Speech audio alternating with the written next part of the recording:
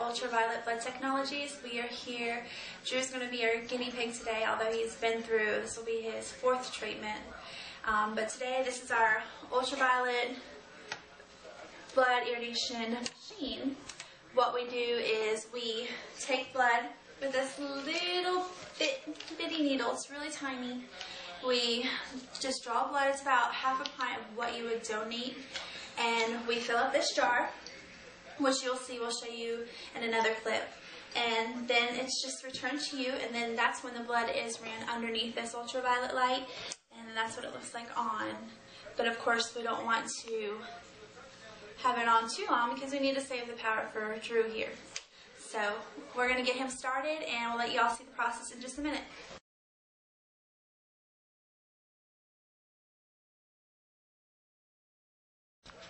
All right, here we go.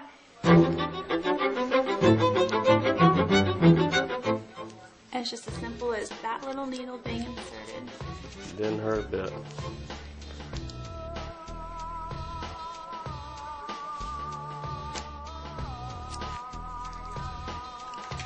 Feels like well, depending on the needle, it can feel like a bee sting, but personally I don't feel these at all.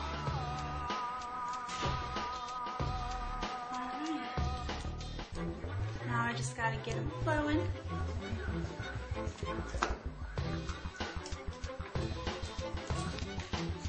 I'm going to cover this so bacteria doesn't get on it.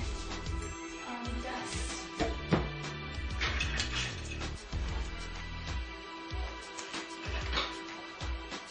I'm going to put this up here so everybody can see what we're going to be doing. Alright. You good, Drew? Squeeze them out for me a few times.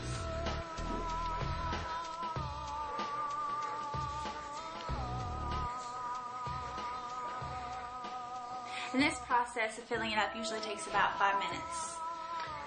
And it's a vacuum process, right? Mm-hmm. And the clear liquid that's in there is... Yep. It's an anticoagulant. It's just to keep the blood from clotting in here. How high are you going to fill it up to? We're going to fill it up to in between this line and this line, so about that line.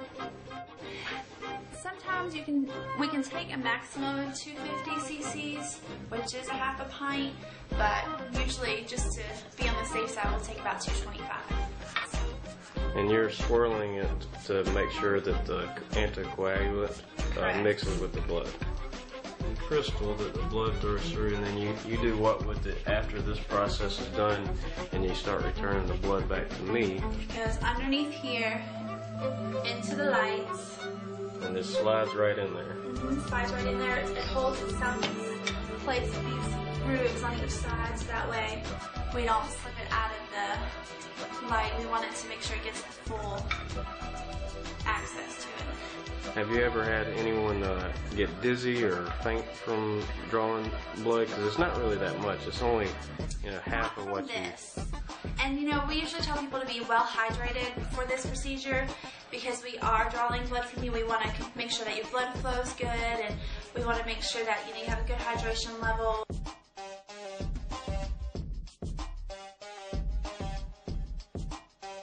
Now, what we're going to do, this is saline, a little bit of heparin, so that way we can clear out the line and we have a good flow on the return. This part off. We want to make sure too that we go slowly so that way we don't cause a hematoma, which is causing the swelling up underneath the skin. You'll see the line start to clear.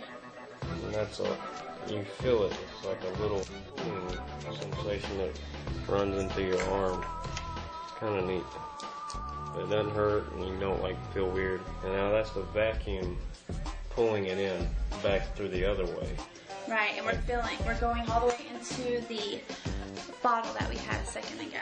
So you flush the line to clear it out and make sure all the blood's either, to make sure it doesn't clot and make sure it flows back into my arm a lot smoother, right? And that's cute. That's the little That's crystal. it flushed. Alright, and she's going to just place it in there. After I get it flowed pretty good. So you just kind of crack that top and that creates, It that cuts deactivates the vacuum. Okay. So the vacuum is no longer active, so now it's gravity fed back into my arm. So now I just got two.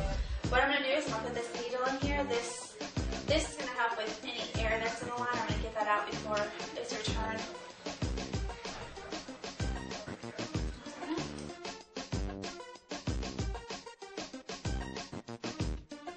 Alright, we got it going good. Let me go ahead and see this. Did you pause it? No. Alright, this is the bottle. Let me get a little bit closer so you can see the drip. We go about 1 drip per second. That way we get the full effect when it runs underneath the ultraviolet light. And in a few minutes, after about 20 minutes have passed, I'm going to go ahead and show you, there will be a hydration line that'll show up, and I'll show you that. And then there'll be bubbles on the side. Sometimes that's sugar bubbles, you know, from hard sugar or fruits. We can kind of decipher which ones they are, but it all depends. And we'll go ahead and get you some more information on that. Alright, we're back again, and I just wanted to show y'all the hydration line. You can see it right here between the bubbles and the blood. And then the bubbles right here will later define, you know, supplements and, you know, what Drew has eaten. And then here's some sugar. Actually, I'm really close. It's not as big as it looks. But that looks like mostly fruit sugars because it's broken up a little bit. It's not so globby. So we'll be back at the end to show you.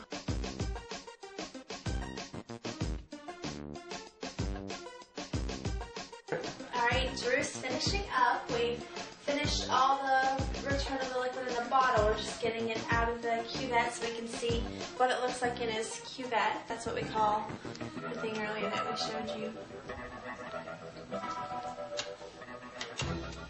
So you let all the blood run back all the way through the cuvette to the cuvette is clear, right? Correct. So we're still returning this to you. Most of the line, probably about a good 12, 24, well, about 12 inches is just the hydration that's coming back, the water that you drank, and then the liquid that was already in the bottle.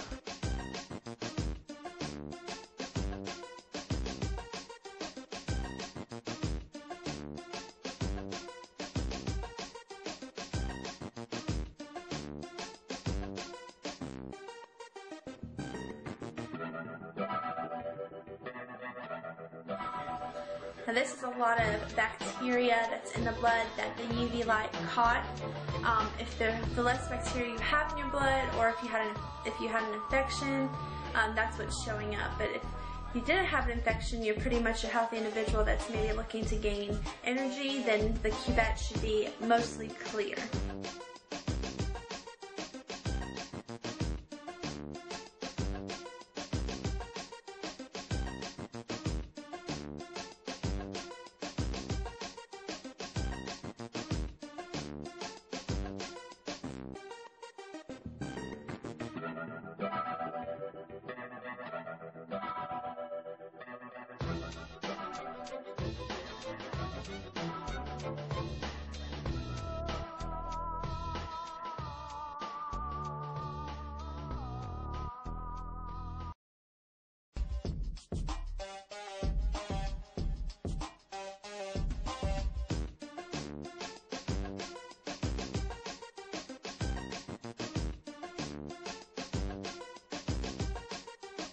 Alright, here we are looking over Drew's cuvette.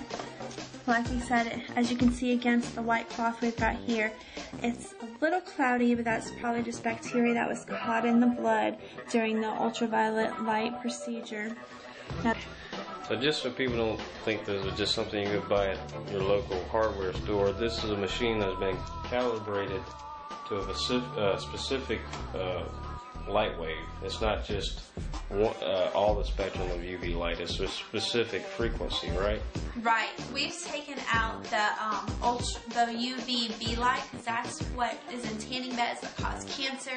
If anybody goes to get any type of UV light, they might not be getting the right radiation to them. And you got someone that after so many hours that this machine is in use, you'll send this off, he'll send you a new one, and that guy will calibrate the light and make sure that the bulb is still good and all that kind of Make sure it's giving off the right amount of power per hours, make sure that the machine is calibrated correctly so that way we're not wasting anybody's time sitting here. And just to refresh, this cuvette is actually, it's not glass, it's crystal, and it helps emit the light frequencies better, and also it's flat so you can get all of the blood cells radiated with the light, correct? Correct, and that's why we've got the light coming in from both sides to basically spread the blood out and become superheroes as it's being returned. All right. Well, thank you so much, Heather. Thank you. See you later. Hope to see y'all soon.